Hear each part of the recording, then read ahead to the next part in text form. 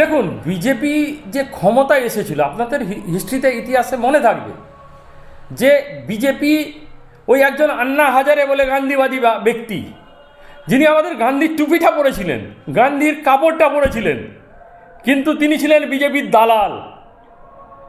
ভারতবর্ষের মনমোহন সিংয়ের সরকারকে, যে সরকার একটা ছিল স্বচ্ছ, যে সরকার ছিল শক্তিশালী সরকার, যে গরিব মানুষের কথা ভাবতো, মনরেগা চালু করেছিল, সেই সরকারের বিরুদ্ধে চক্রান্ত করে সামনে আন্না হাজারেকে রেখে বিজেপি তার ক্ষমতার দখলের চক্রান্ত করেছিল।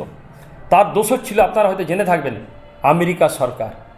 আমেরিকার পয়সাতে সেদিন ভারতবর্ষে আন্না হাজারেকে সামনে রেখে বিজেপি আন্দোলন করেছিল, আন্দোলন করে ভারতবর্ষের ক্ষমতায় বসেছিল।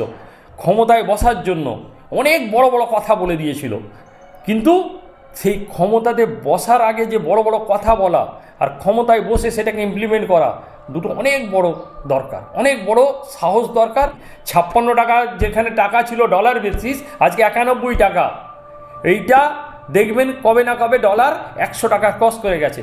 আপনাকে একটা ছোট্ট উদাহরণ দিচ্ছি, আমাদের টাকার তুলনায় আফগানিস্তানের টাকা অনেক নিচু স্তরে ছিল, ডলারের তুলনায় অনেক নিচু স্তরে ছিল।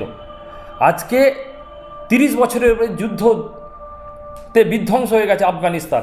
সেই আফগানিস্তানে কয়েকদিন আগে তালিবান সরকার, যে তালিবান সরকারকে আমরা খুব ঘৃণার চোখে দেখতো মোদির সরকার, সেই তালিবান সরকার আজকে ক্ষমতায় আসার পর তারা আমাদের ইন্ডিয়ান টাকাকে ডলারের ভিত্তিতে ছাড়িয়ে গেছে।